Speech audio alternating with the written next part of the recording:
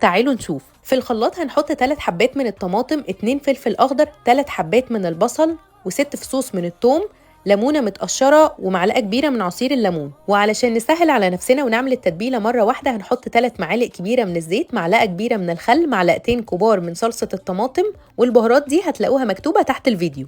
هنضرب كل ده مع بعض كويس جدا، وبعدين هنزل بالتتبيله على الفراخ وابتدي اوزعها كويس جدا على الفراخ. هنسيبها في التتبيله اقل حاجه ساعتين، وطبعا يفضل ان انتوا تغطوها وتسيبوها في التلاجة ليله كامله. دايما بعمل كميه زياده واشيلها في الفريزر، بتنفع قوي اي وقت. احلى حاجه للفراخ المشويه تتسوى على صينيه بشبكه، هتلاقوني عامله منشن للبيج اللي جبت من عندها الصينيه دي.